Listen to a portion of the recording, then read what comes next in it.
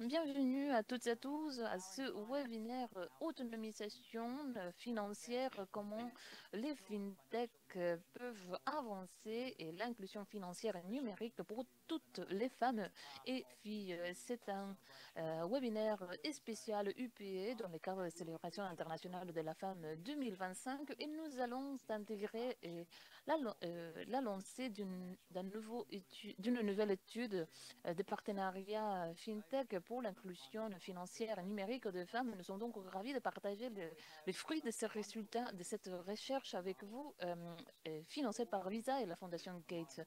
Je vais présenter dans un instant les intervenants, mais tout d'abord, j'ai une petite vidéo à vous partager de la part des directeur général de l'UPU, Machaki Metoki. Je ne sais pas si quelqu'un des équipes techniques UPU pourrait faire euh, partager cette vidéo, message de notre directeur général.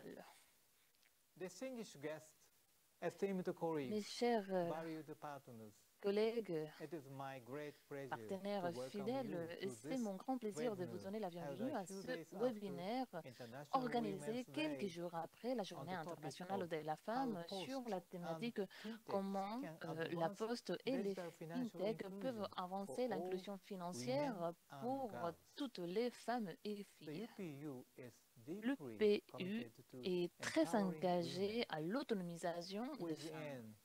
Within the International Au Bureau, sein we du have bureau appointed international, nous avons gender focal nommé points, un point and focal we are des actively genres, working centré sur les towards activités des genres, et nous travaillons updating our d'arrache-pied human pour resources mettre à policies jour nos to politiques en enhance matière de the ressources humaines pour recruitment, améliorer les retention, recrutements, and la promotion of rétention et la women, as promotion well as professionnelle de femmes, mais expanding their également pour opportunities for élargir leurs professional opportunités development. pour l'évolution professionnelle. In the postal sector, Et dans le we have secteur de la introduced poste, nous avons initiatives focused on women, introduit des initiatives including centrées the sur les femmes, à Trade Post savoir Award le for prix gender Trade Post inclusion pour l'inclusion des in genres. trade and Et e-commerce and a nous new Trade Post avons course on également gender une nouvelle mainstreaming. formation en matière des genres qui The a été economic démocratisée. and the digital empowerment of women L'autonomisation remains a économique et challenge, numérique des femmes reste un particularly défi à in surmonter, emerging markets, particulièrement dans les where marchés en access to émergence, financial services émergentes, is où often l'accès aux limited. services financiers est très limité Ensuring bien souvent. women's Il faut donc financial s'assurer inclusion is d'une inclusion not financière just pour les femmes et necessary que for their ceci empowerment, est non it seulement is nécessaire also a pour key driver l'autonomisation, mais of également est un economic vecteur growth, clé de sustainable croissance économique, development, de and développement social durable et progress. des progrès sociaux. Yet, many barriers Et still pourtant, prevent il y a women from encore des fully barrières accessing and benefiting from financial pour que les services. femmes puissent accéder pleinement With aux services their financiers. vast networks Avec and leur trusted vaste presence réseau in et leur communities, présence enracinée au particularly sein de in communautés. Je remote parle and notamment undeserved dans areas, les zones mal posts desservies et are isolées. uniquely Les positioned postes to bridge this gap bénéficient d'un emplacement privilégié by pour combler cet partnering écart. with C'est en fintech faisant companies. partenariat avec les Postal sociétés networks fintech, can avec les provide réseaux de la innovative Poste, peuvent digital fournir financial des services services financiers that numériques reach all innovants women, qui vont atteindre including toutes les unbanked femmes, y individuals, compris les small personnes qui ne business sont pas owners. intégrées dans le système bancaire, So les petites today PME we are proud to également. launch a Aujourd'hui, donc, new nous sommes fiers research de study lancer cette that nouvelle étude de examines recherche qui women's access to s'intéresse digital à finance, l'accès des femmes analyzes dans les the finances regulatory numériques et il landscape, analyse and également provides actionable l'environnement recommendations to régulatoire close et the fournit des gaps recommandations that exist. exploitables pour combler les écarts Collaboration existants between aujourd'hui. La public and coopération private entre partners is les key to partenaires publics et overcoming the privés est challenges essentielle à surmonter associated les with défis women's associés access to à financial l'accessibilité des services, and femmes aux we services would like to financiers et acknowledge the support nous provided souhaiterions by Visa, reconnaître the l'appui fourni Gates par Foundations, Visa et la Fondation as Gates sponsor of en this tant que important partenaires research study. financiers et pour cette As we étude de move recherche forward, si importante. let us Nous continue to avançons work et nous allons together to continuer de ensure travailler that ensemble pour nous every assurer woman que and toutes les girl femmes has et toutes access les to filles the aient financial accès à services that des she services needs to financiers, les thrive. services nécessaires pour Thank you leur for your plein dedication to épanouissement. this work, Merci de votre and I dédication, look de forward votre to travail our et discussion j'espère today. avoir une discussion Thank you très very much nourrie for your kind aujourd'hui. attention. Merci de votre attention.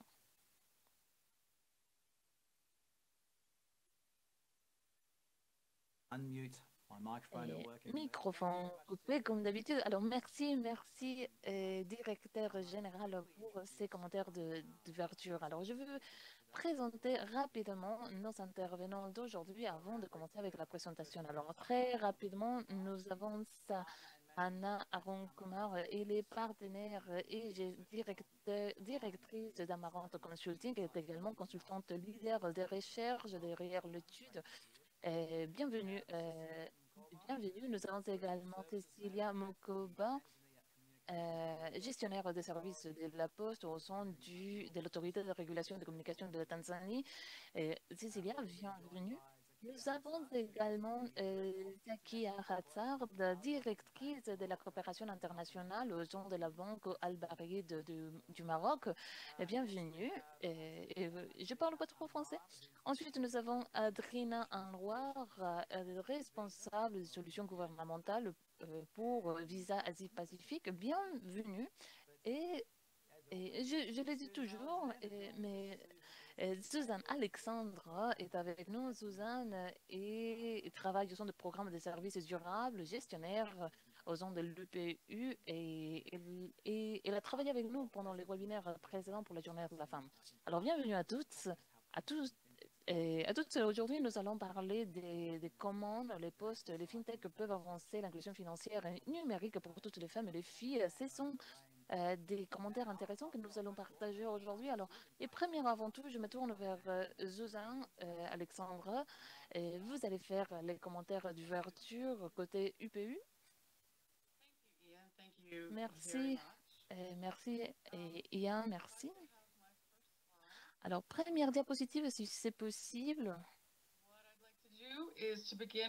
Alors, première et avant tout, je vais vous donner quelques faits quant au système postal mondial. Comme vous les savez, en tant qu'agence spécialisée des Nations Unies, l'UPE nourrit l'interconnectivité entre les services postaux nationaux. À l'échelle internationale, vous pouvez voir que nous avons juste un peu moins de 680 000 bureaux de la Poste qui emploient plus de 4,6 millions de personnes, fournissent plus de 225 milliards de lettres et de colis et près de 27 milliards de parcelles par jour. 85% des personnes autour du monde ont envoyé une lettre par mail reçue directement à la maison. Vous pouvez voir donc que les services postaux ont une portée internationale et ils bénéficient d'une position privilégiée pour pouvoir utiliser ces réseaux pour appuyer les objectifs de développement durable des Nations Unies.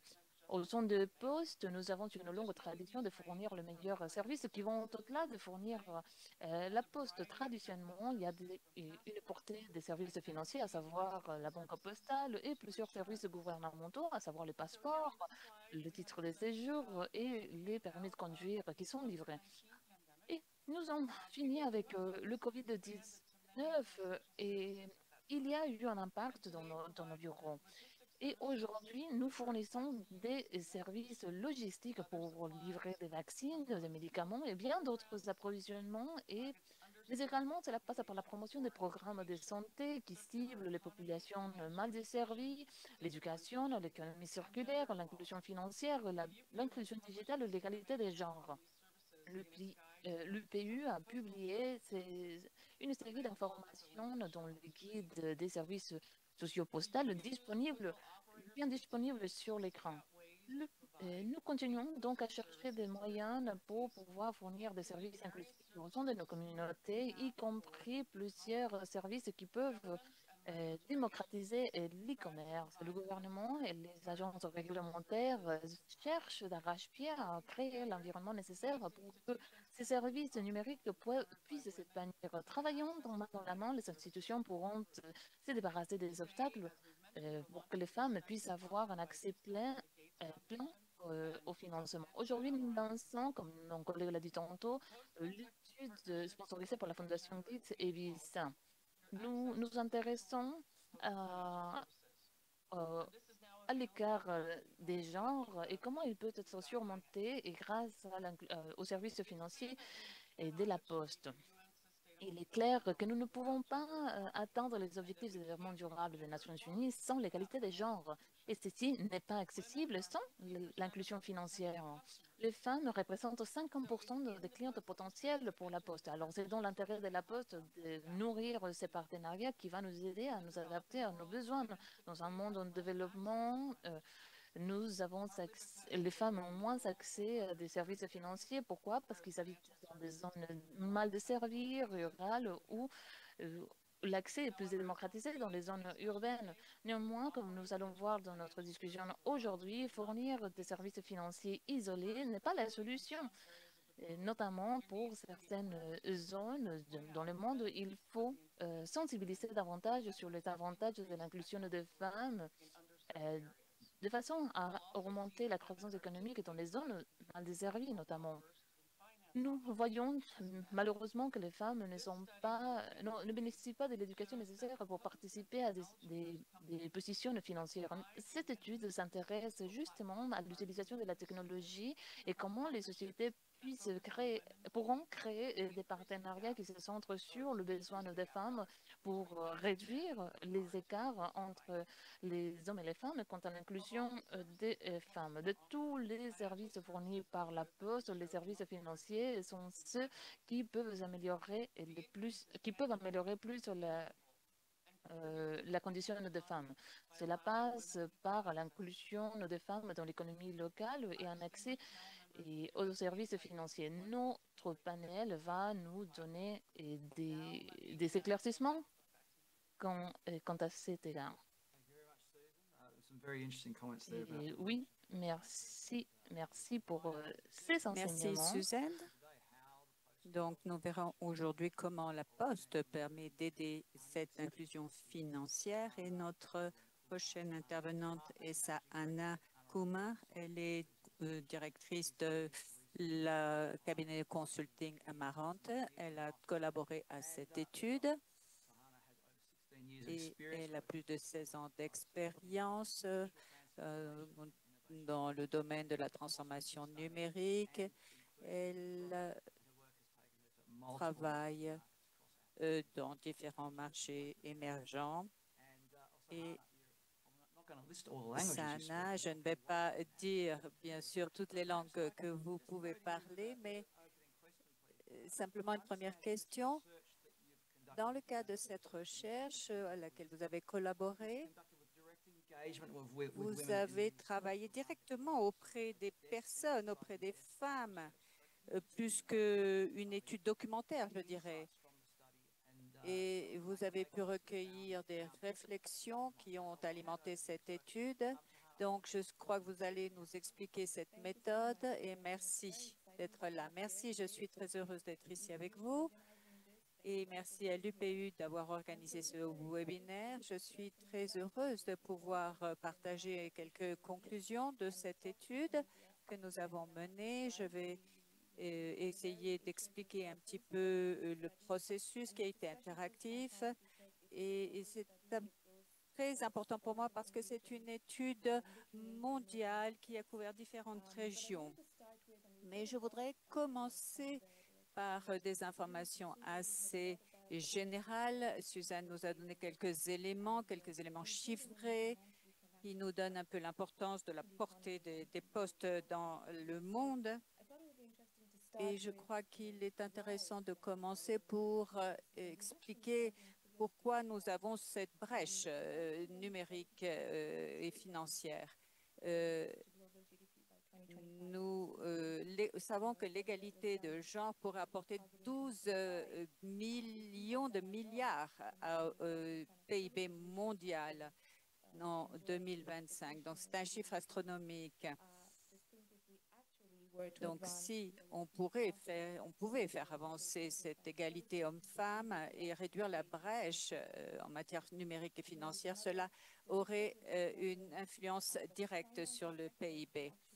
Et le système financier également pourrait débloquer près de 700 milliards de revenus annuels en offrant des services financiers aux femmes au même niveau que les hommes.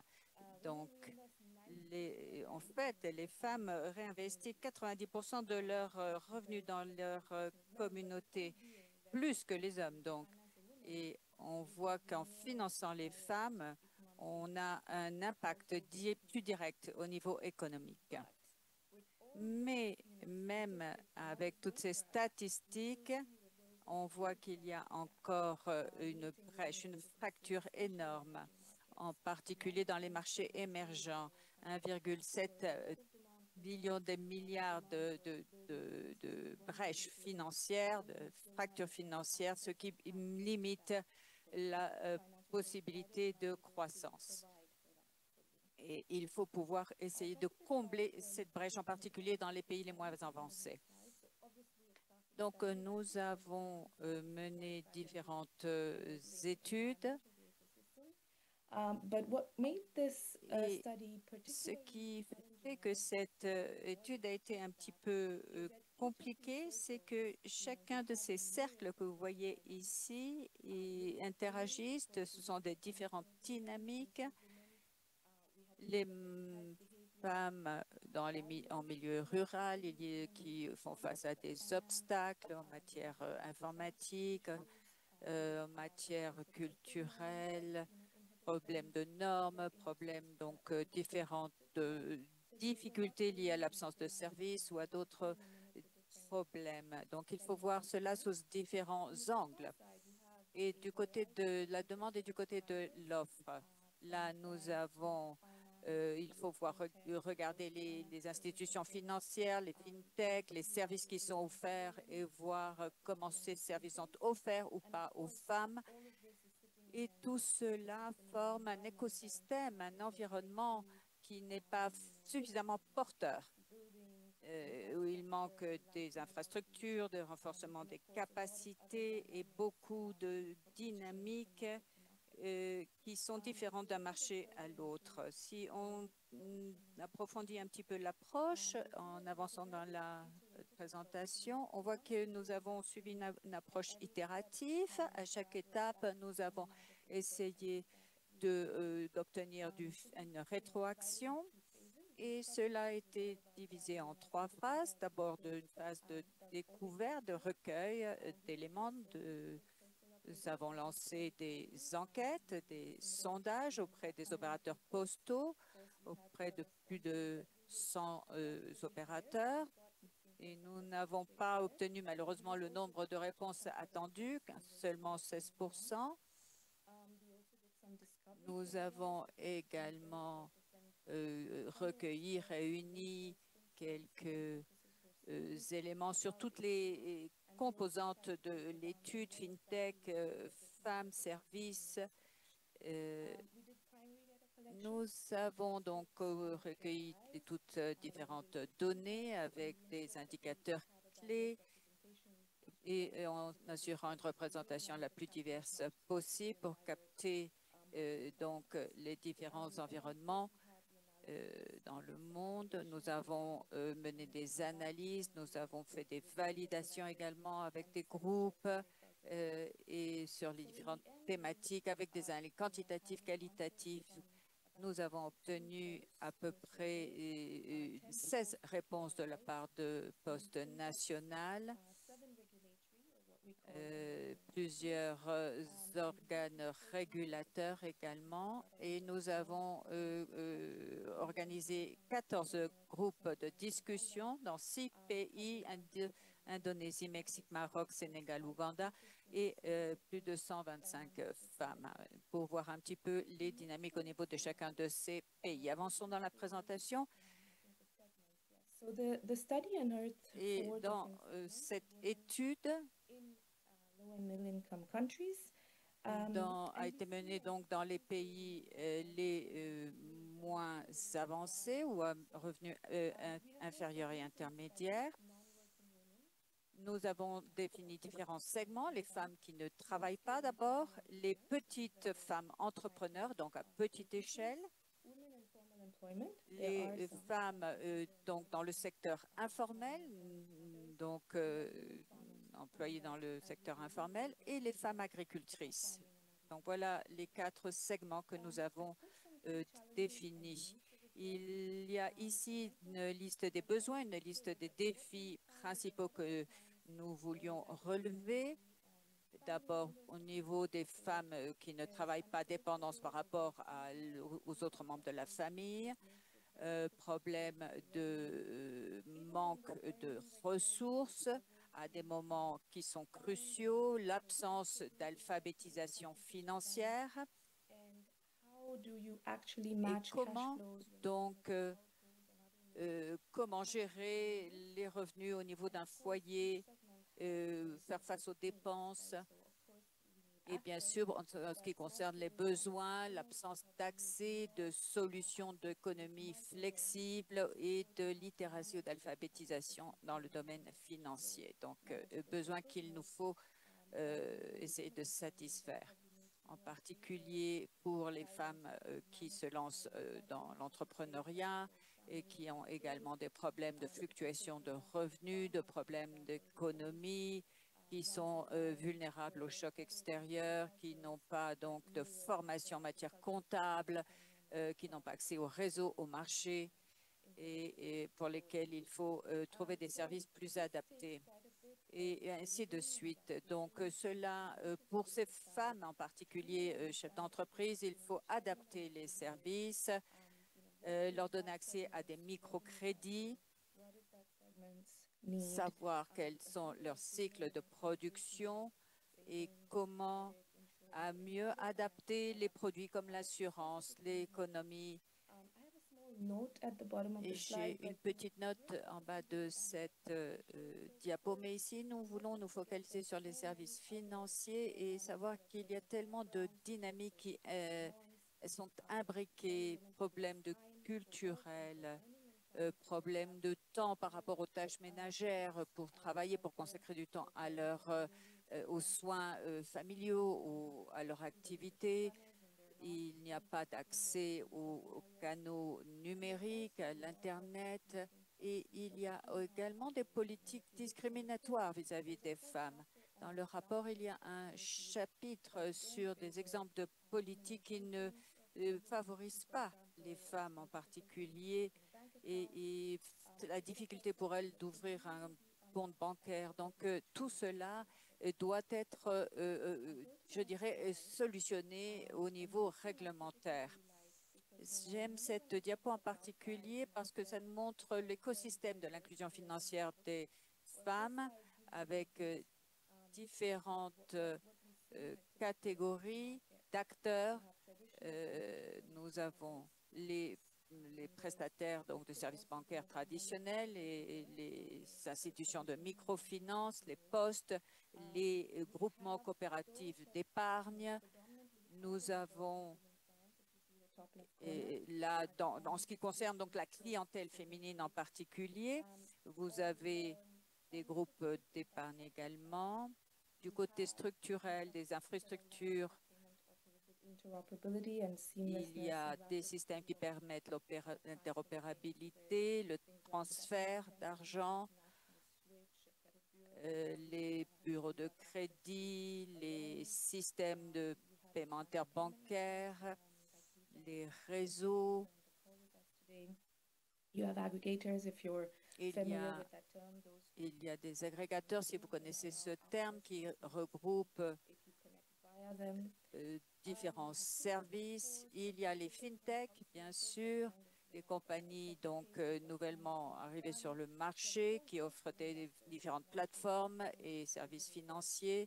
Et tout cela donc permet de construire des business modèles d'affaires différents et qui associent différents professionnels avec également d'autres acteurs comme les donateurs, les intermédiaires, les ONG internationales, les programmes gouvernementaux, les postes, bien sûr. Et dans tout cet écosystème, nous avons au centre les femmes qui sont des clientes potentielles et qui doivent, à différents titres, comme nous l'avons dit, au niveau individuel de leurs entreprises ou autres, ou membres de foyer simplement, sont là au centre et qui ont besoin d'innovation pour pouvoir véritablement faire partie de cet écosystème. Donc, je vous encourage à regarder l'étude sur ces aspects. Sur la diapo suivante, nous avons quelques recommandations. Nous avons listé un petit peu les services que les services postaux peuvent offrir de façon innovante. D'abord, bien sûr, pour tout projet transformateur, nous devons exercer un leadership parce que c'est notre vision. Les postes peuvent occuper une position centrale dans les pays. Ça veut dire qu'ils ont une vision, une voix qui est écoutée. Les gouvernements les prennent en compte. C'est une administration importante. Il y a des possibilités de co-création, de nouvelles solutions. Il y a une présence territoriale phénoménale avec des agences partout. Il nous faut également des services financiers numériques. Il faut pouvoir comprendre la technologie, les fintechs, les partenariats dans ce domaine et comment assurer le succès de différents projets. Il faut également investir dans la technologie pour des infrastructures informatiques plus robustes, dans la sécurité cybernétique, dans les plateformes numériques. Tout cela est très important. Adopt an agile approach is also linked to Il faut également une approche la plus souple possible, faire en sorte qu'il y ait des produits qui soient durables et fiables studies. So et qui puissent être mis à l'échelle. in complete sync with your market in terms of Il knowledge. faut être en accord avec son marché et voir aussi où va le marché de l'investissement et faire des études de faisabilité, quelles technologies, quelles méthodes permettent d'être adaptées aux besoins du marché, etc. I'll try to speak a little louder. Thank you for the feedback. We also thought it's important to advocate for gender Nous responsive. pensons également que c'est important de plaider pour les politiques sensibles au genre. Et il faut avoir des données désagrégées, voir origine des informations, et cela s'articule bien avec le leadership robuste, comment la Poste peut plaidoyer pour des politiques, des changements, des politiques qui vont aider les femmes à surmonter les obstacles à l'inclusion financière. La coopération avec les entités régulatoires est également quelque chose à garder en tête, s'engager avec les plateformes multiparties prenantes qui montrent une bonne coopération, un partage des connaissances et ainsi de suite. Et nous voyons qu'il y a plusieurs postes qui suivent cette direction et qui nourrissent cette coopération et ces partenariats. Alors j'espère que ceci va vous parler, mais également que cela pourrait être intéressant pour les potentiels partenaires dans cette salle. Et je me tourne maintenant vers cette diapositive car oui, nous avons parlé du rôle des femmes et nous avons 4 codes et avec une différence générationnelle. Sur la diapo, vous pouvez voir donc les codes par pays avec le groupe d'âge et le commentaire pour chaque groupe. Alors, nous avons une participante de Jakarta, en Indonésie, qui nous dit oui, je suis inquiète à l'idée de payer directement via l'application. Que se passe-t-il si je fais une erreur lors du transfert ou de l'envoi? Comment je peux déposer une réclamation? Je peux me rendre au magasin le plus proche pour obtenir de l'aide pour transférer de l'argent, payer des factures ou effectuer d'autres paiements numériques. C'est un défi, justement, mais c'est là où les postes peuvent jouer un rôle important pour être vraiment présentes à proximité des clients. Et oui, je pense que cela pourrait être un service d'assistance. Deuxième, les transactions financières par téléphone sont beaucoup plus sécurisées. Il est préférable d'éviter les longues files d'attente dans les banques que pour envoyer ou retirer de l'argent.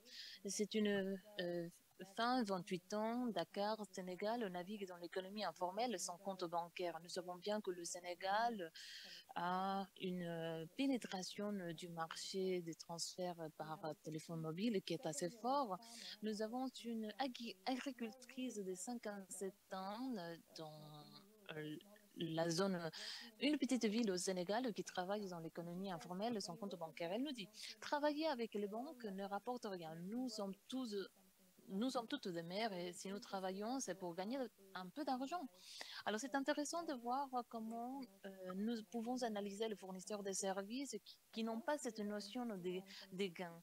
Et ensuite, entrepreneuse des 65 ans, originaire de Guanajuato, dirigeante. Elle nous dit, en tant qu'entrepreneur, j'apprécierais un système de crédit incluant une évaluation personnalisée de ma situation.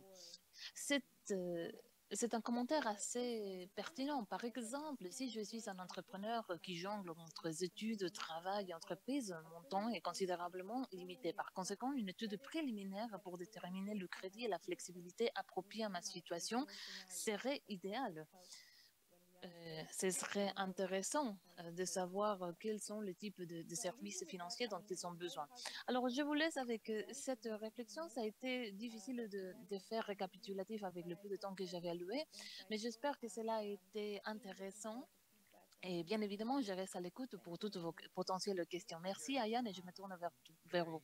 Merci, merci, Zahana. C'était très intéressant, notamment ces témoignages que vous avez partagés tout à la fin des femmes entrepreneuses qui utilisent des services financiers.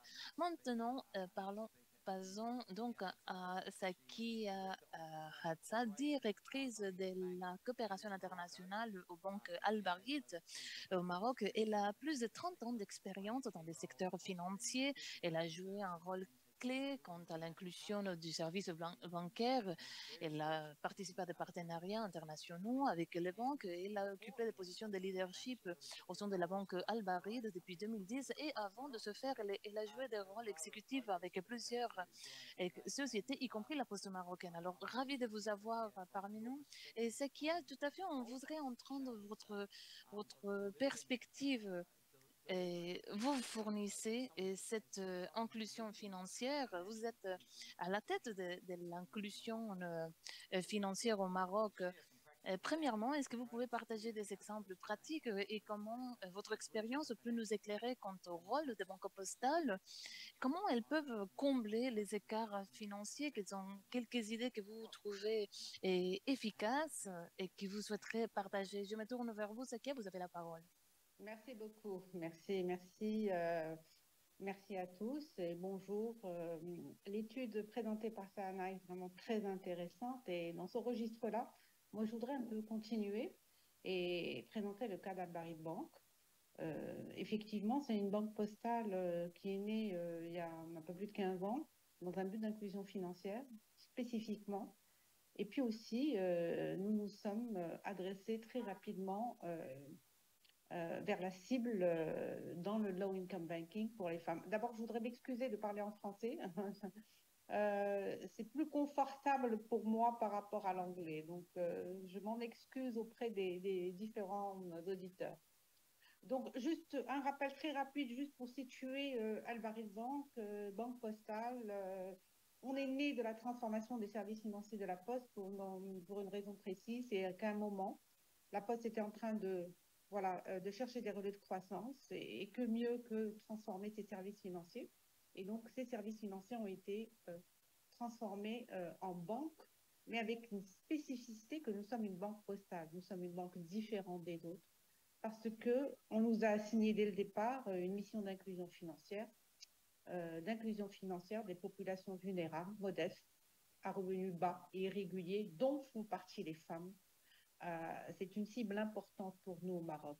Donc, très rapidement, notre mission, c'est vraiment de l'inclusion financière, avec une vision de devenir vraiment la banque des populations modestes. Et moi, je pense que l'expérience a plutôt bien réussi depuis 15 ans, puisque aujourd'hui, on a un parc de comptes qui est très, très important. Je vais donner juste un chiffre concret. C'est que la bancarisation avant la création de la banque au Maroc était autour de 30%, 34%, très exactement juste avant la création. Aujourd'hui, on approche les 60%, voire plus, et ça, c'est les chiffres de la Banque centrale marocaine. Donc voilà un peu le contexte d'Al-Barid Bank. Donc, slide suivant, je voudrais juste parler d'Al-Barid Bank en tant qu'acteur d'inclusion financière. avec une stratégie qui a été mise en place via 3 levées majeures, qui a été dès le départ la mise en place d'offres produits adaptés. Et je vais revenir pour parler justement de la cible des femmes, comme nous avons fait. Mais toujours est-il que par rapport à ces 3 leviers, donc nous avons travaillé très rapidement sur la mise en place d'une offre produit adaptée avec une stratégie digitale. Et nous avons aussi travaillé énormément sur l'accessibilité du fait que nous sommes, voilà, d'abord les services financiers postaux et que nous avons le réseau de la Poste, puisque c'est nous qui le gérons.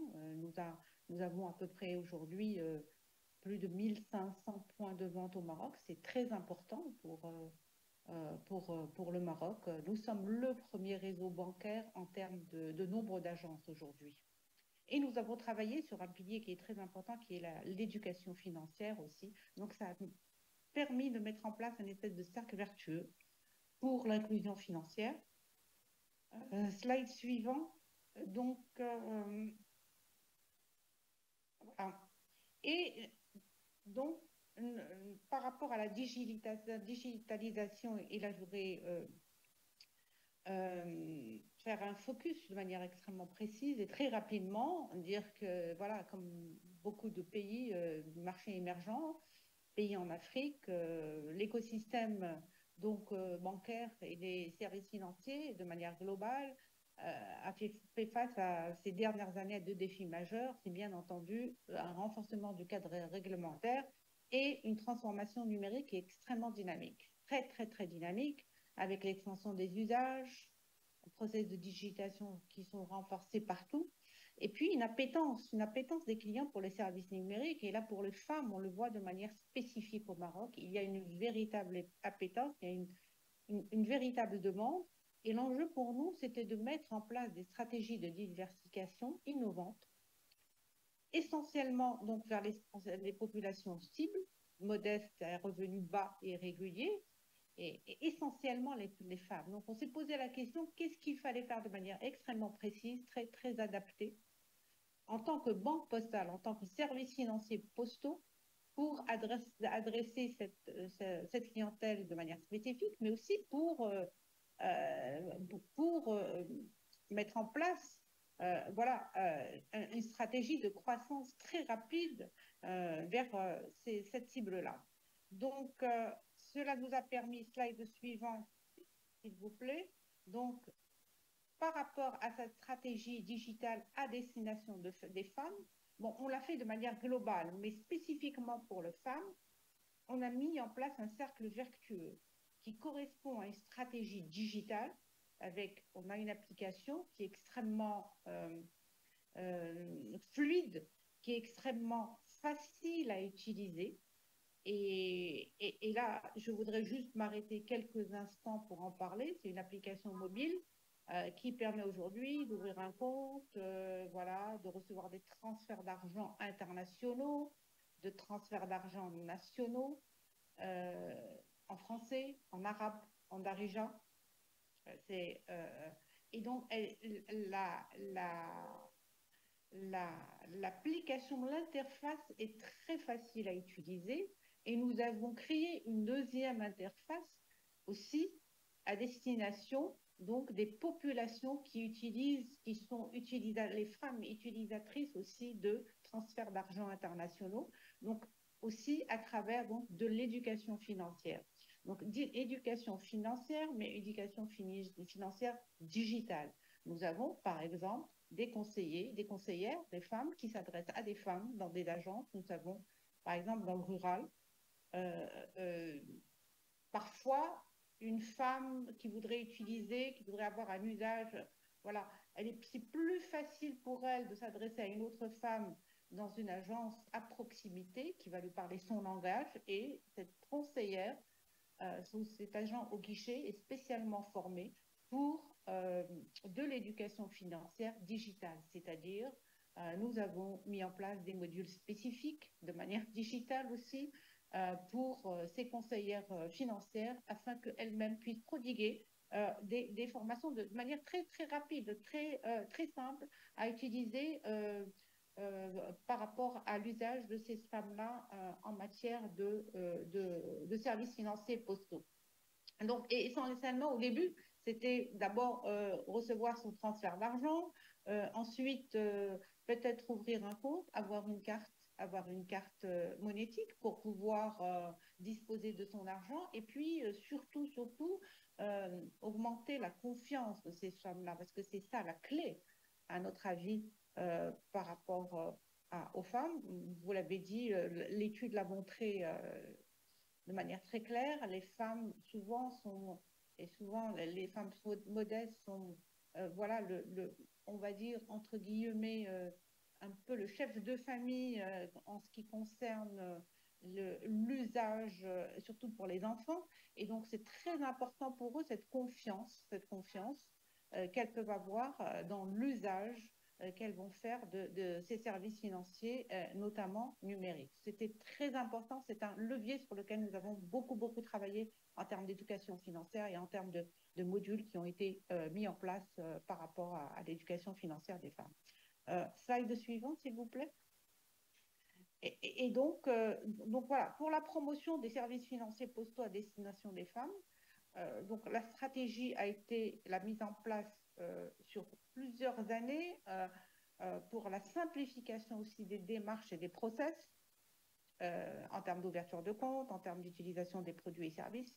On a essayé de mettre en place des parcours très faciles parce que sinon voilà, au niveau du digital, si c'est compliqué, on le sait, et les clients abandonnent très rapidement, surtout à fortiori quand il s'agit de femmes qui ont peu ou pas d'éducation. On parle vraiment de femmes qui sont quasiment illettrées, voire illettrées. Hein. Vous savez qu'on a des clientes femmes qui sont totalement illettrées, et pourtant, elles arrivent à utiliser le digital, elles arrivent à utiliser des services financiers digitaux de manière très simple. On a aussi développé des produits et services dédiés aux femmes, et là, dans le slide suivant, je pourrais vous parler d'un exemple très concret. Nous avons mis en place un produit bancaire conçu pour les femmes. Il ne s'agit pas simplement d'une carte monétique, mais c'est vraiment, on va dire, un environnement global avec un compte chèque exonéré des frais de tenue de compte. C'est très important pour ces femmes-là d'avoir des frais, en fait, une exonération de frais par rapport à l'utilisation de leur compte. Ça permet aussi d'augmenter, d'améliorer la confiance qu'elles peuvent avoir, mais aussi parce que souvent, ce sont des personnes issues de communautés extrêmement modestes et vulnérables. Et on a mis en place une carte monétique dédiée qui permet, voilà, de faire des retraits, des paiements, etc. Mais aussi, ce compte est relié au compte digital, ce qui fait que la cliente, femme, elle peut utiliser en même temps le digital, en même temps la carte monétique, avoir son compte pour recevoir, par exemple, des aides sociales, et on en a un certain nombre, recevoir une aide de sa famille, etc., etc. Donc voilà, c'est vraiment un produit, et le produit marche très bien, et on peut dire aujourd'hui que les chiffres sont vraiment de réalisation sont très intéressants, puisque nous sommes arrivés à des périodes de renouvellement. Donc, qui dit renouvellement important, ça veut dire qu'il est utilisé, et puis on le voit aussi à travers les paiements qui sont effectués à travers la carte monétique. L'usage est de plus en plus important, on va dire, depuis le lancement il y a 36 mois environ. Si on peut revenir au slide précédent, je voudrais juste parler très rapidement, et là je vais bientôt terminer, pour dire que, donc voilà, j'ai pu présenter un produit, pardon, si vous reveniez un peu en arrière, voilà, si vous,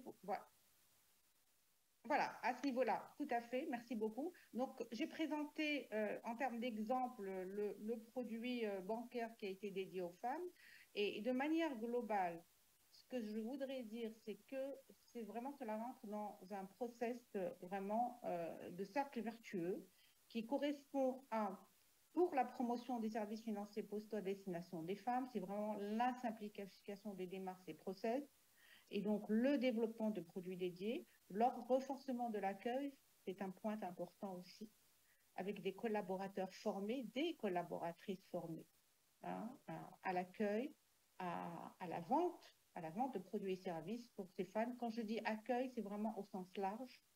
Et puis, renforcement de l'éducation financière. Et là, on a mis en place des modules spécifiques dédiés pour ces personnes-là. Et donc, ces modules sont, on va dire, grâce aux conseillères financières qui sont en agence, elles poussent les personnes voilà, à ces renforcements de capacités à travers, à travers le digital. Donc voilà les stratégies telles qu'elles ont été mises en place, telles qu'elles sont mises en place encore actuellement par Albira et Banque pour la promotion des services financiers postaux à destination des femmes, spécifiquement pour le low income banking, pour nos populations modestes et à revenus bas et réguliers. Merci pour votre attention. Je suis donc à votre écoute en cas de questions ou de remarques ou par rapport à un point particulier. Merci. Merci à tous. Thank you very much, Zakia, Merci. for your Merci, Zakia, pour la présentation. Alors, oui, tout à fait. Nous avons suivi votre présentation en anglais grâce à l'interprétation. Vous pouvez cliquer tout en bas de votre écran pour l'interprétation en anglais et pour les restes de la session. Alors maintenant, nous nous tournons vers la Tanzanie et nous avons Cecilia Kobar qui va nous parler. Elle est la responsable des services financiers au sein de la Poste. Elle a 28 ans d'expérience en matière des services financiers et postaux. Elle a travaillé non seulement au sein du TCRA, mais également elle a siégé au Parlement de l'Afrique du Sud. Elle a travaillé avec plusieurs organisations. Alors, Cécilia, vous avez un CV impressionnant. Et première question, est-ce que vous pouvez nous donner une perspective de votre point de vue des réglementations, que ce soit des politiques, des cadres qui pourraient être mis en place pour pouvoir appuyer les opérateurs postaux pour qu'ils puissent atteindre cette inclusion financière numérique pour les femmes? Cécilia, vous avez la parole. Et votre microphone est coupé? Oui, j'espère que vous m'entendez. Oui. Oui, merci Yann de la parole pour pouvoir vous partager ma perspective quant à l'inclusion financière d'un prisme de réglementation. Aujourd'hui, je vais vous partager l'histoire de la Tanzanie et le rôle que nous avons joué en matière d'inclusion financière numérique pour les femmes et les filles, car notre inclusion financière internationale aujourd'hui se centre sur les femmes, la jeunesse, les personnes en situation de handicap et les entrepreneurs pour qu'ils puissent enfin être intégrés dans les services financiers. Alors, il est partie prenante clé. Alors, premièrement, les ministères, les gouvernements qui coordonnent les initiatives et les politiques. Nous avons également les réglementateurs en matière d'inclusion financière qui travaillent, à savoir pour la Tanzanie, je parle de l'autorité de réglementation et la Banque centrale. Ces entités veillent à ce que le cadre de supervision, de surveillance soit mis en place et respecté. Ils fournissent des services de conseil auprès des ministères sur les problématiques techniques, mais également ils fournissent des conseils et des directives pour orienter les institutions qui représentent le troisième groupe, à savoir les parties prenantes, les opérateurs dans l'environnement de l'inclusion financière, mais également les associations de l'inclusion financière et les réseaux pour l'inclusion financière. Diapo. Financial Inclusion Tanzania has three Et phases. nous avons trois phases. Nous The barriers. nous attaquons aux barrières. Et deuxième, il faut augmenter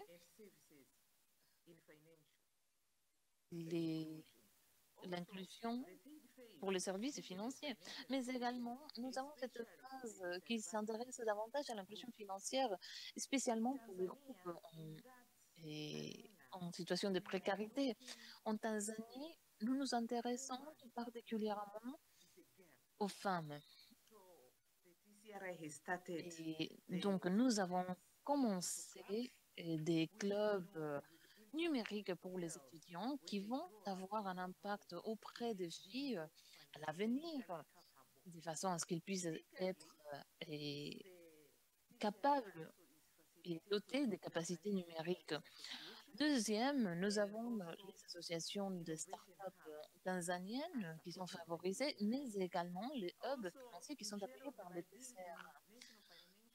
Par ailleurs, dans le cadre d'inclusion financière, il y a une facilitation auprès de la Chambre de commerce des femmes et le comité des affaires des femmes pour l'inclusion financière dans le comité d'inclusion financière. Nous facilitons également les capacités numériques des femmes dans les petites industries et organisations de développement, à savoir la Chambre de femmes entrepreneuses.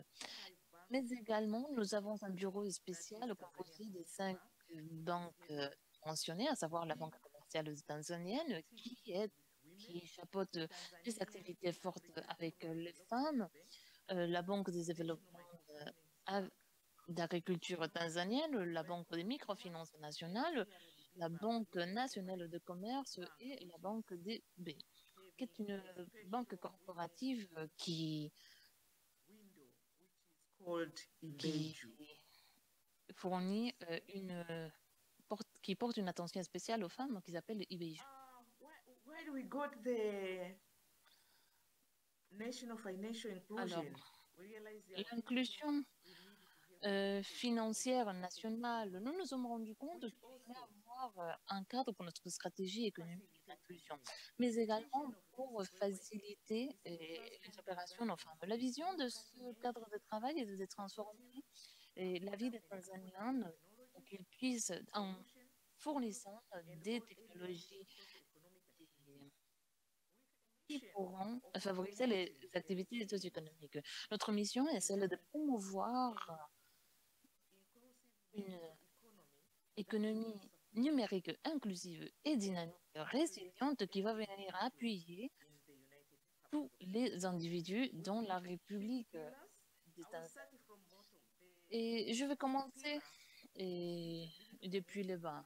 Nous avons le pilier de l'inclusion financière numérique. Et bien évidemment, cela passe par l'accessibilité. Le premier sera la culture d'innovation numérique pour la population. Cela passe par la technologie.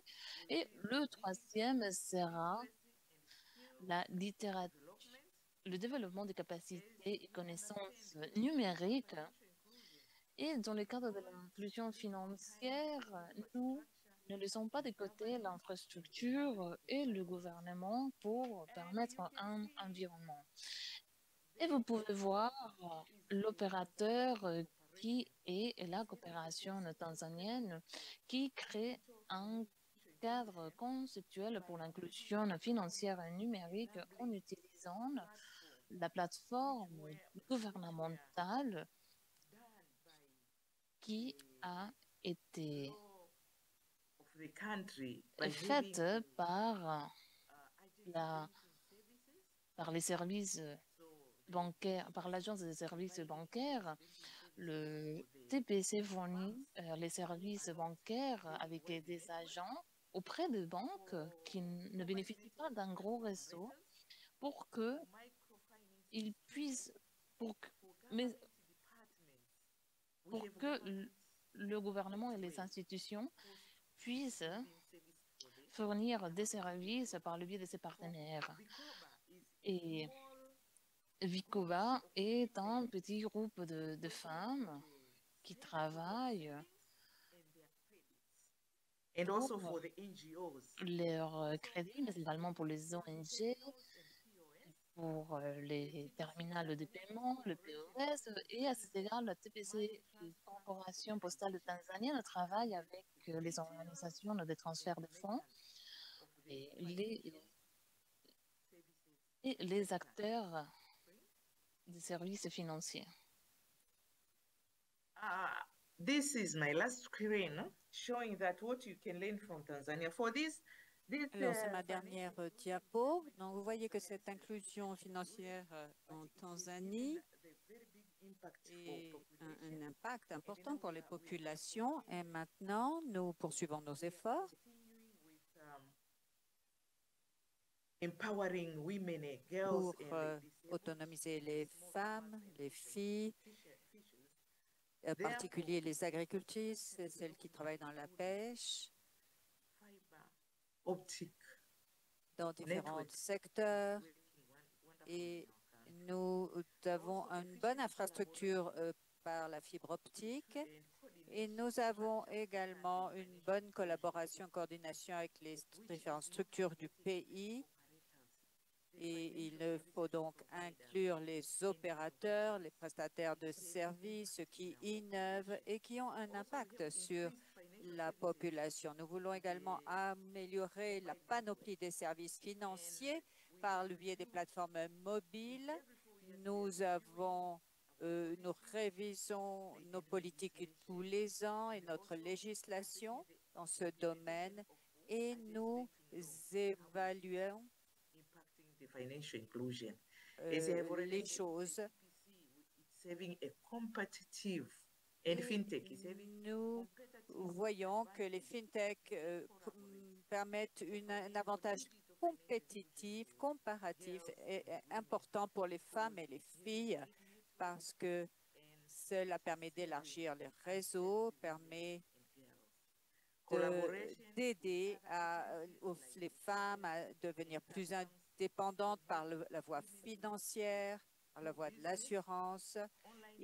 Nous pouvons également les aider à avoir des activités commerciales en ligne, en accédant à différents marchés, en leur donnant différents types d'assurances, en les facilitant les choses. Et cela nous a permis de créer un cadre qui permet de refermer la brèche et la fracture numérique pour les femmes. Merci beaucoup, Cécilia. On voit que cette thématique suscite beaucoup d'enthousiasme et d'espoir. Encore une présentation avant de passer à l'échange et aux réponses aux questions. Nous avons Madame Anouar qui est responsable des solutions gouvernementales Asie-Pacifique pour Visa. Elle est donc responsable des solutions dans cette région. Elle se concentre sur le développement des activités commerciales de Visa tout en soutenant le secteur public pour numériser les économies, élargir les paiements numériques, offrir un impact social durable. Donc, je vous passe la parole, Azrine. Vous allez nous expliquer comment Visa, pilier des cartes de crédit également, aide les femmes à devenir plus autonomes sur le plan financier. Merci. Alors, on me pose souvent une question. Qui est Visa? Êtes-vous une compagnie de cartes de crédit, autre chose? En fait, nous sommes un réseau important et qui fait le lien entre les gouvernements, les compagnies, les particuliers, les plateformes en ligne.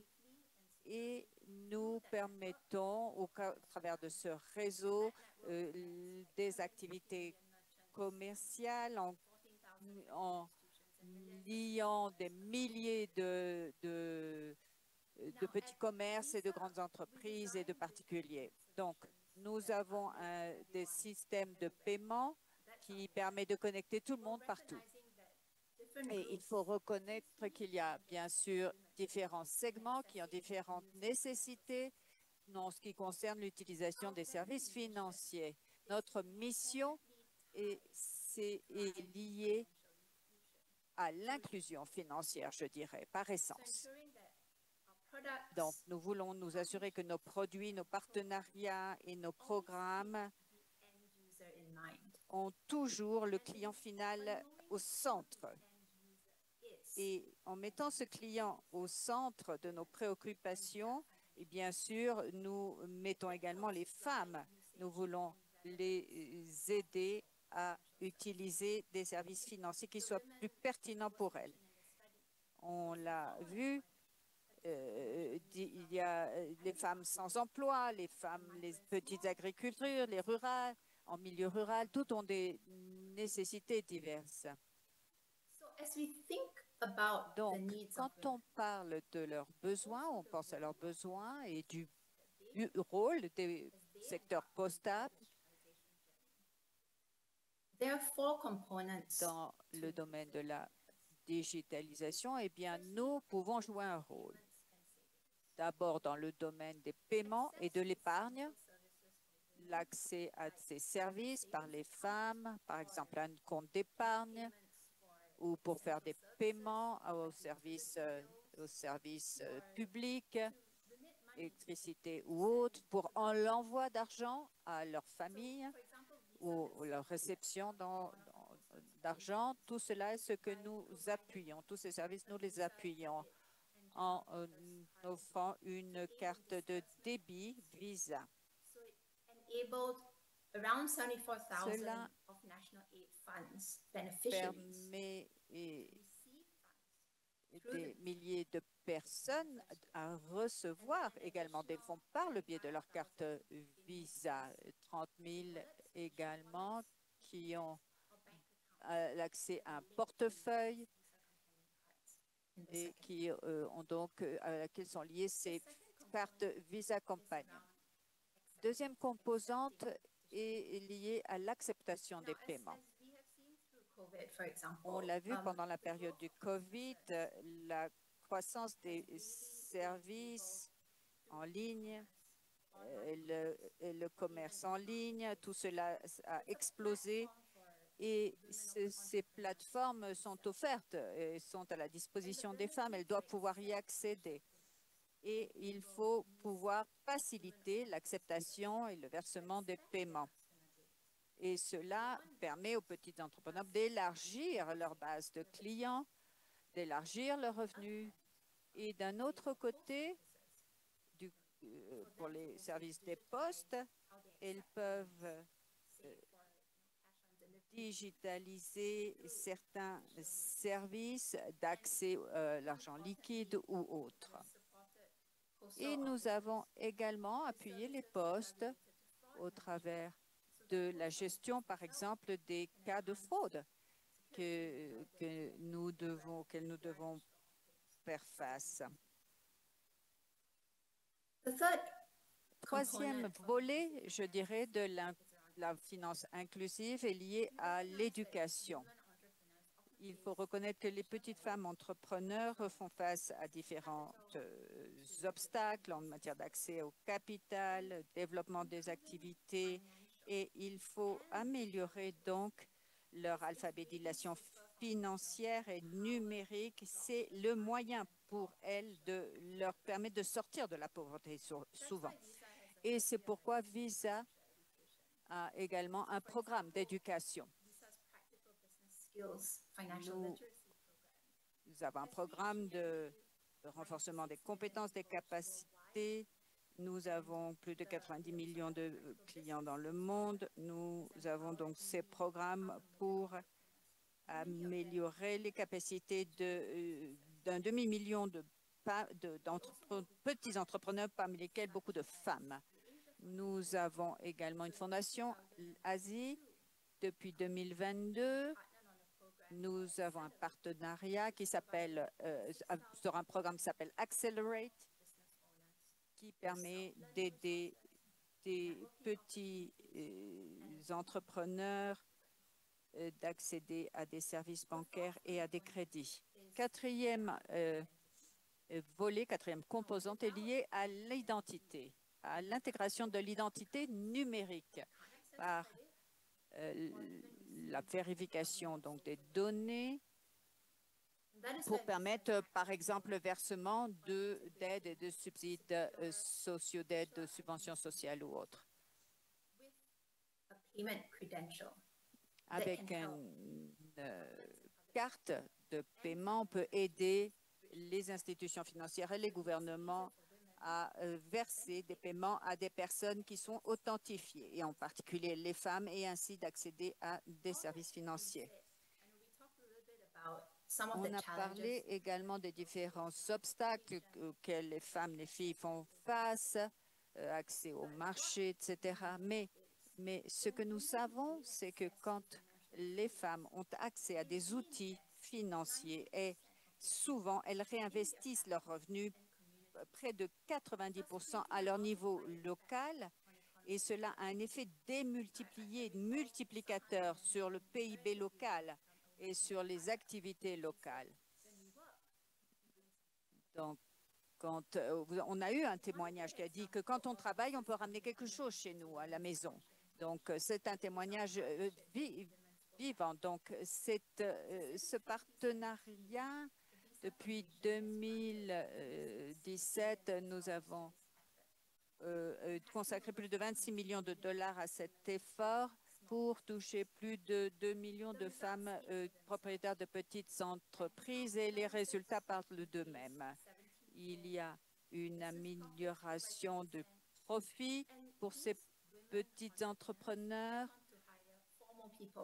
et elles peuvent employer du personnel. Ça, c'est le pouvoir de finance technologique, de la finance à la portée des femmes en particulier. Alors, au travers de ces 4 composantes que je viens de décrire, Visa, en Asie et dans d'autres parties du monde, depuis plus d'une quinzaine d'années, apporte une expertise dans ce domaine. Et nous assurons que nous aidons à la diversification de l'accès à la numérisation financière pour mieux satisfaire, répondre aux besoins des petites communautés isolées et des segments féminins de la population. Merci. Merci. Merci. Vous vous présentez comme la FinTech par excellence. Merci. Alors, nous avons énormément de réactions dans le public, dans les participants. Alors, d'abord, nous allons reprendre quelques-unes des questions dans le public, et je vais demander à l'équipe de l'UPU de bien vouloir lancer l'enquête, le petit sondage que nous avons pour répondre à la première question. À votre avis, est-ce que les services financiers numériques offerts dans votre pays permettent de répondre aux besoins spécifiques des femmes? Oui ou non? Merci de voter en même temps que nous poursuivons la discussion. Je voudrais demander aux intervenantes.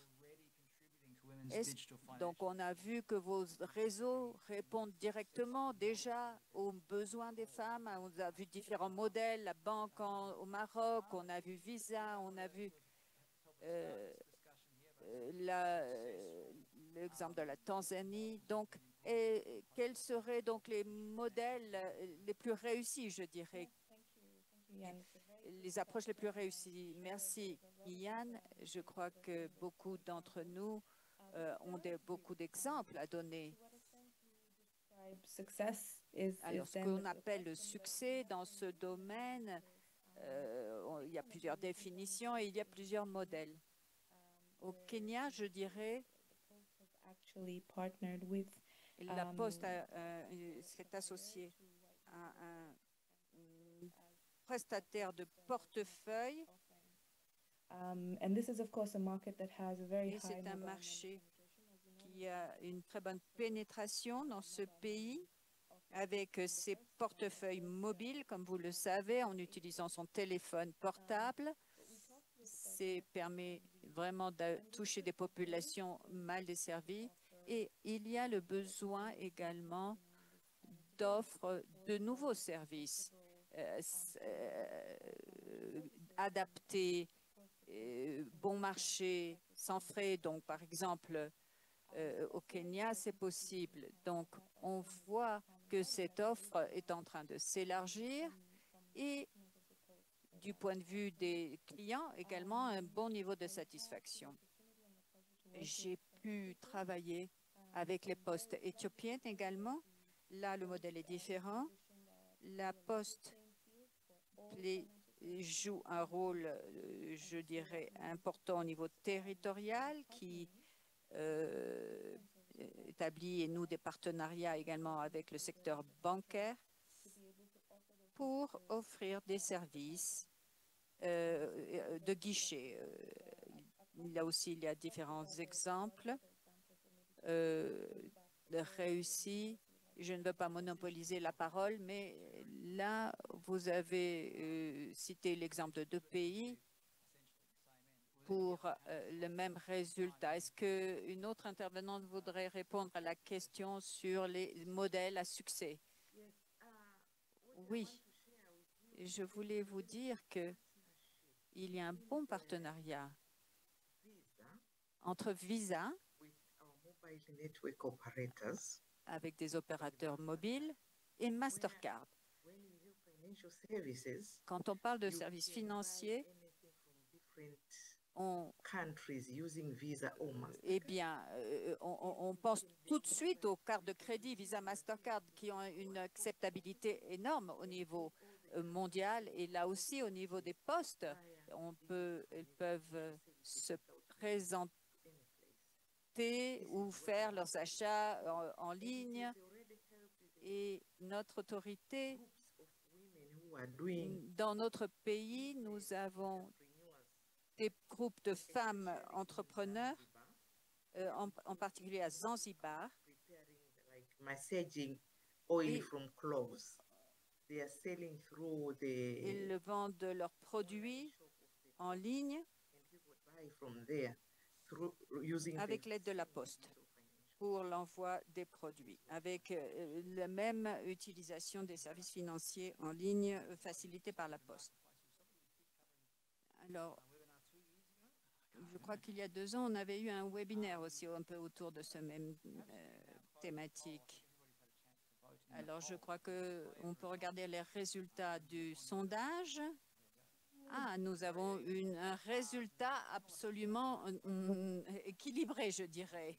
Nous n'avons pas, mais avec une petite majorité pour le non. Est-ce que vous pouvez faire un commentaire sur ces résultats de votre point de vue, Suzanne? Alors, 3e option peut-être pour dire, je ne sais pas, il manquait peut-être une 3e option à cette question. C'est intéressant de voir qu'il y a un résultat assez départagé et il n'y a pas de réponse majorité. Je crois que cela souligne le besoin d'études comme celle que nous venons de lancer par l'UPU et d'avoir plus de connaissances, plus de données dans le secteur. Merci de personnes qui ont voté. Autre question aux panélistes sur le plan des fintech. Pourquoi les fintech? Ou pensez-vous que fintech joue un rôle de soutien véritable par le biais des postes et comment les compagnies fintech peuvent collaborer dans la conception, l'élargissement de solutions accessibles par les femmes? Quelqu'un veut se lancer? I'm happy to take a crack at this.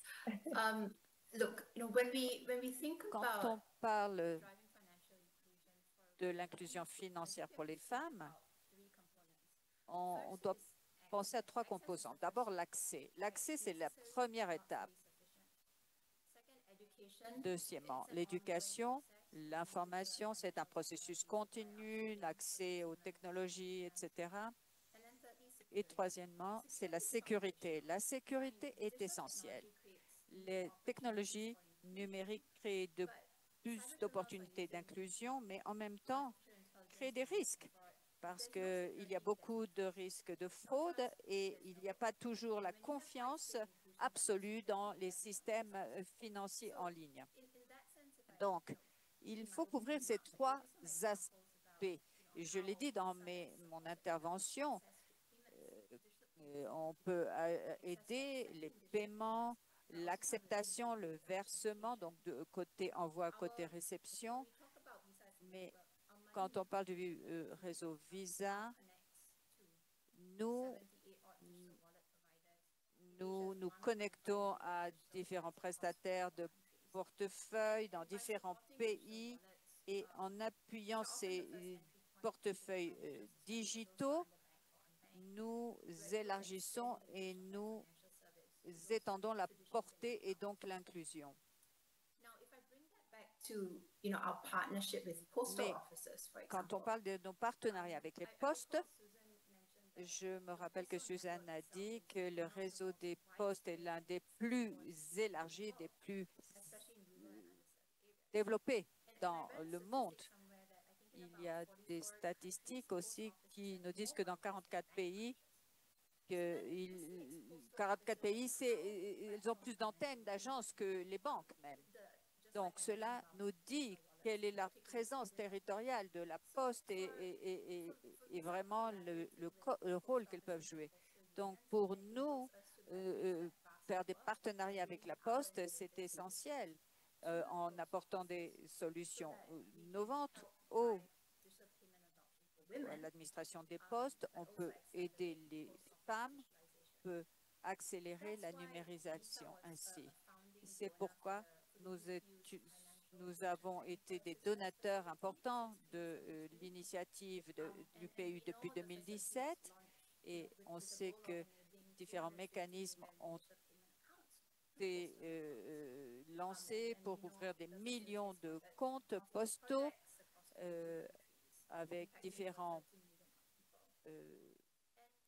possibilités. Donc, c'est là, je dirais que Visa joue un rôle et veut continuer à jouer ce rôle dans ma région Asie-Pacifique et dans d'autres pour vraiment démocratiser ces systèmes de paiement, ces systèmes d'épargne, l'éducation et sans oublier, comme je l'ai dit, la protection de l'identité et la sécurité qui est un aspect essentiel. Suzanne, vous voulez compléter ce qui vient d'être dit? Je crois qu'il y avait,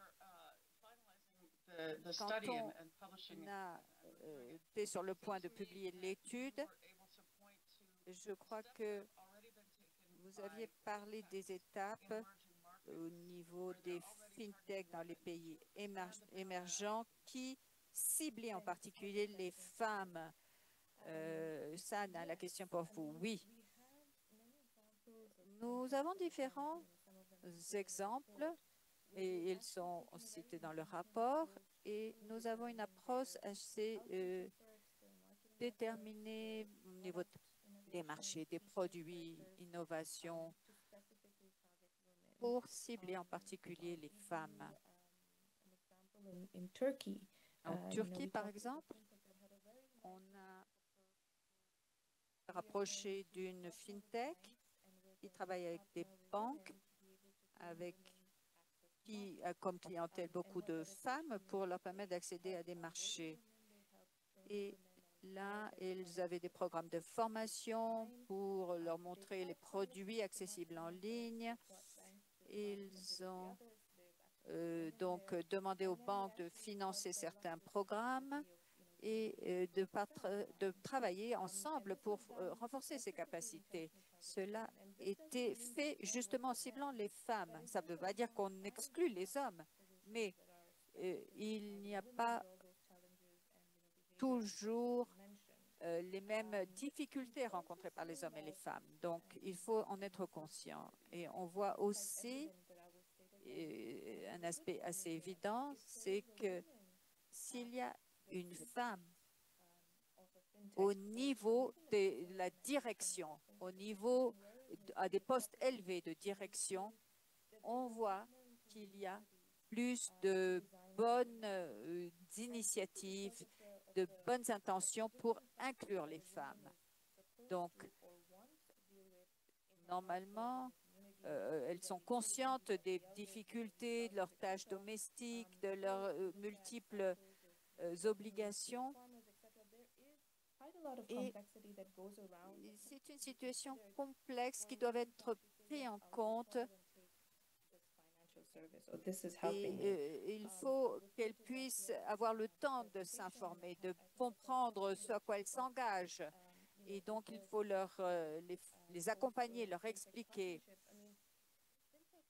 Donc, les fintech, c'est juste l'aspect technologique. C'est comment le produit va être mis à disposition.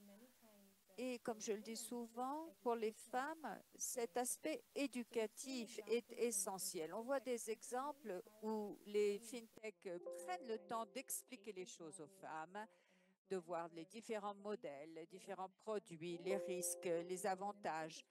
Et nous avons eu des focus group, des groupes de réflexion justement où on a écouté des témoignages. On a dit, ma fille m'a dit ça, ma mère m'a dit ça.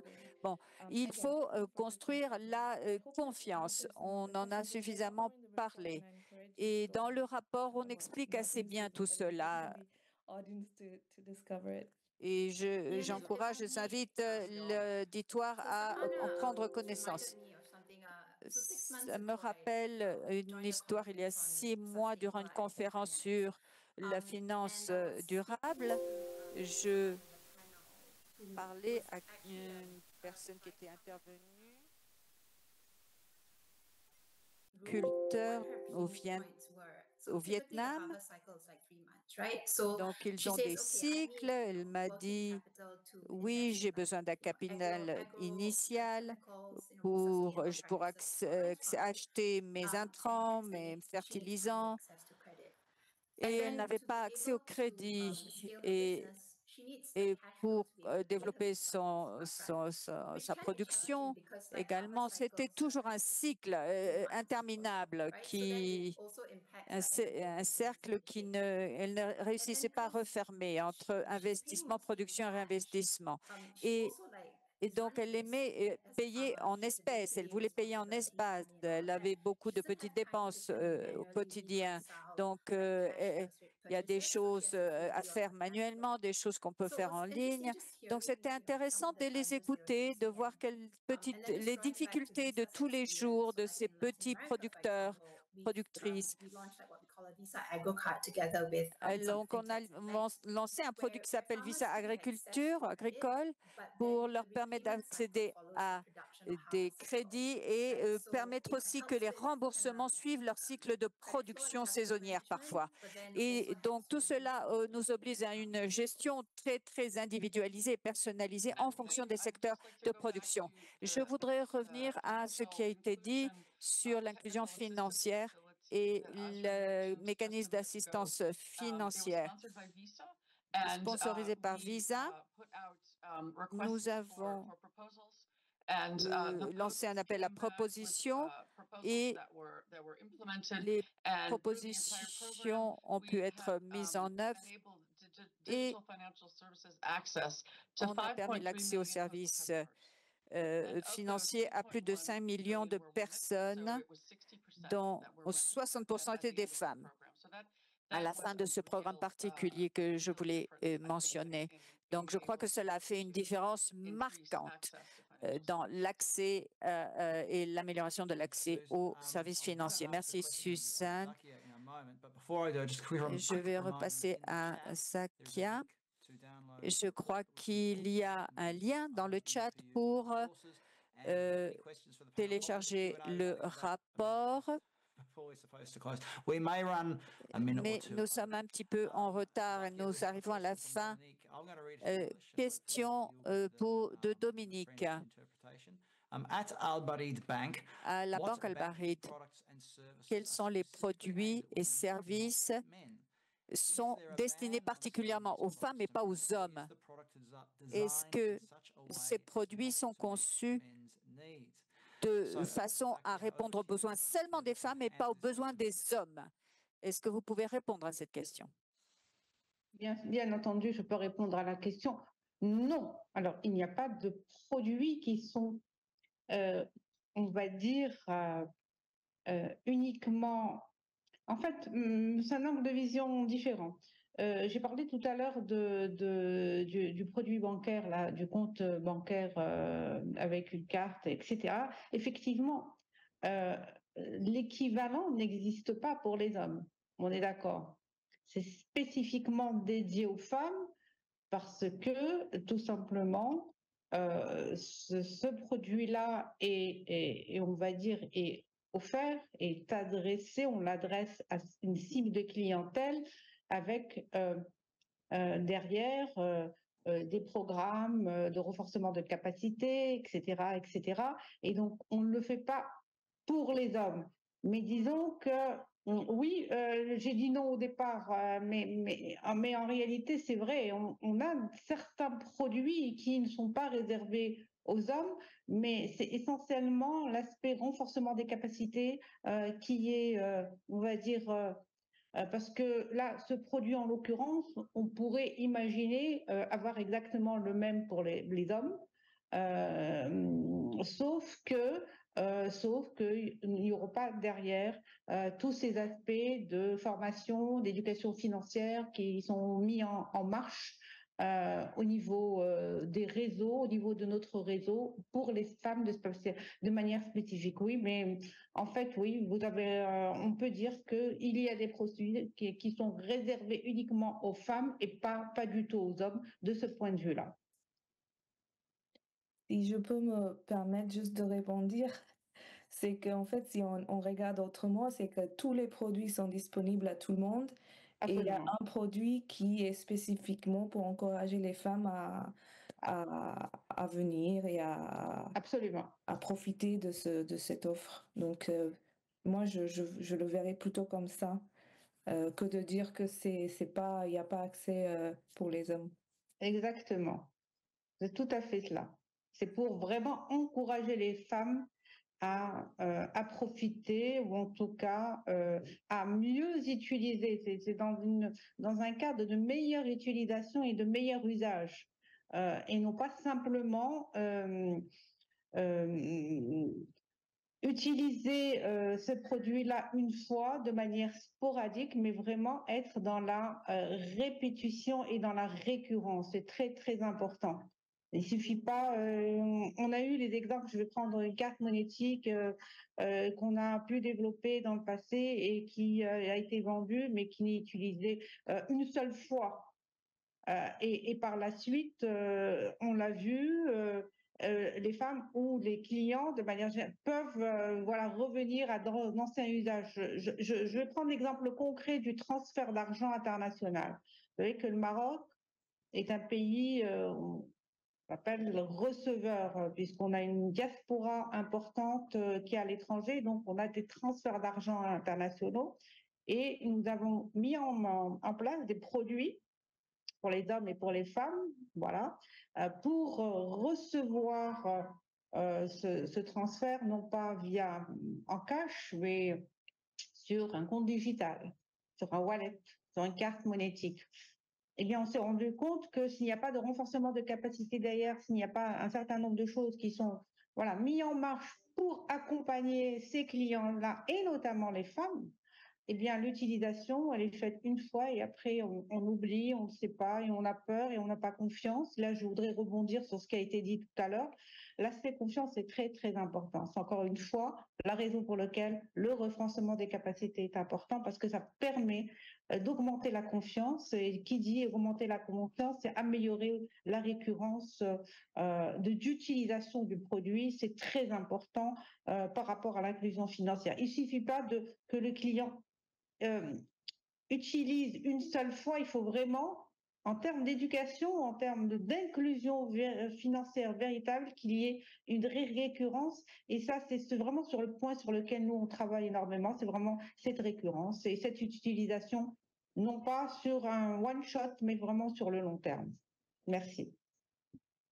Thank you for that, Zakia. And this topic of trust and Merci, security. Zakia. Cette question de la sécurité, de la confiance est très importante. Vous l'avez dit, il y a différentes questions dans le chat.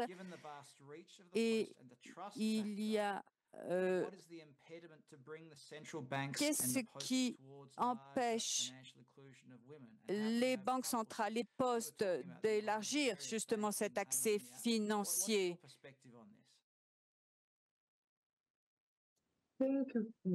I wanted to share experience in Tanzania. Alors, je voulais partager notre expérience en 2028. Nous avons développé notre cadre en Tanzanie et nous avons souhaité cibler les femmes et les jeunes avec la banque Beju. Et nous avons pu travailler au travers d'un partenariat extrêmement utile avec la Poste de Tanzanie pour servir les femmes et les jeunes en particulier. Et grâce au réseau TPC, nous avons pu cibler ces segments de la population. Et nous avons ciblé donc les femmes et nous leur avons mis à disposition des plateformes d'épargne également et un portefeuille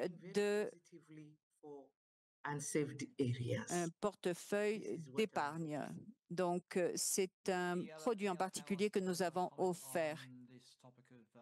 Quelqu'un a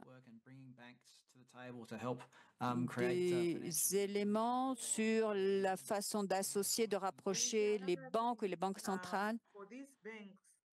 Fintechs develop the technical arm. Les fintechs développent la technologie, mais la finance, ça vient des banques, l'argent vient de la banque. Donc, il faut une coopération. Et nous avons cet accord avec TPC pour faciliter l'accès aux services par les hommes et les jeunes. C'est ainsi que nous travaillons à l'inclusion dans notre pays. Je voudrais ajouter, comme cela a été dit, la FinTech et la banque d'un côté et de l'autre. Comment faire en sorte que les postes, les banques centrales travaillent ensemble? Je crois que il faut qu'ils se rapprochent pour savoir quelles sont les synergies sur lesquelles ils peuvent compter ou activer. Les postes peuvent être le canal de distribution des banques centrales ou des grandes banques nationales. Mais cette synergie, je dirais, n'existe pas encore. Elle n'a pas été c'est un axe qui n'a pas encore été exploré à fond. Donc, il faut vraiment explorer cette piste, cette synergie pour que les infrastructures publiques vraiment soient intégrées et de façon holistique, sur le plan national en particulier. Et c'est là que les grandes institutions comme les banques centrales ont un rôle à jouer et les postes, évidemment. Il est important aussi de mentionner que il y a des régulations au niveau des organes de communication, des opérateurs de communication. Et il faut les sensibiliser à l'amélioration de l'inclusion financière pour que ces grandes institutions ne travaillent pas en silo, mais travaillent main dans la main. Et en ce sens, on encourage l'innovation également au niveau des fintechs. On peut signer des protocoles d'entente, mais parfois, on ne sait pas si le système est sécurisé et protégé comme il faut. Donc, quand on offre ces services aux populations démunies, qui n'ont que très peu de moyens, ces personnes ont besoin de savoir que leur argent est en sécurité parce qu'elles ne peuvent pas se permettre de perdre leur argent. Donc, nous voulons travailler dans le cadre d'un accord de coopération avec les postes pour garantir cette sécurité et aider les populations vulnérables et défavorisées. Zakia, vous vouliez dire quelque chose? Yes. Alors, ce que je veux dire, c'est simplement citer, je voudrais rebondir sur deux choses. Sur une chose, d'abord, c'est, on a parlé de travailler en silo. C'est très important, effectivement, avec les banques centrales et avec le gouvernement de manière globale. Et je voudrais citer le cas du Maroc, puisque au Maroc, depuis plusieurs années déjà, a été mis en place ce qu'on a appelé la stratégie nationale d'inclusion financière et qui est portée par la Banque centrale. Nous sommes bien entendu un des acteurs clés de cette stratégie à travers le réseau que nous avons au niveau de la Banque postale, à travers les produits, mais aussi à travers l'accompagnement que nous menons pour les organes gouvernementaux dans le cadre, par exemple, des aides. Nous aidons de manière extrêmement, j'ai envie de dire, efficace et gratuite les organes gouvernementaux pour porter des aides.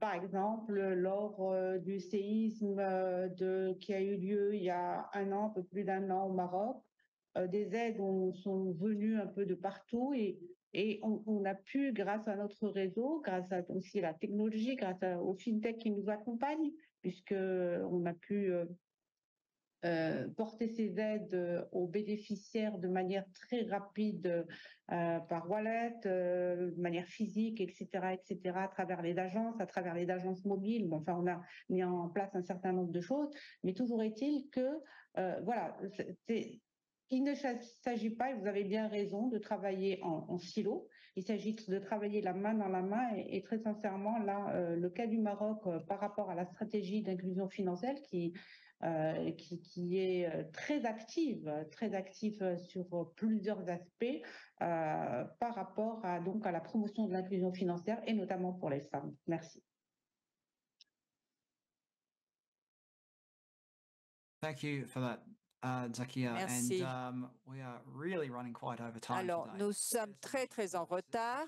Nous avons excédé de 15 minutes le temps imparti, mais ce thème est passionnant et bien sûr, selon les différents contextes, prend une couleur différente. Et en particulier sur les marchés, les pays à revenus faibles et intermédiaires. Et ça n'est pas la même chose dans les pays développés, bien sûr, où les problèmes d'accès financier sont d'une autre nature. Donc, il y a, bien sûr, j'avais préparé une liste de questions, mais nous n'avons pas le temps, malheureusement, de les poser. Donc, le dernier point peut-être, c'est comment mesurer le succès dans ce domaine? Quels seraient les paramètres pour vraiment considérer qu'on a avancé? Et avant de conclure, nous allons vous demander de remplir un petit questionnaire et merci de le faire avant de vous déconnecter.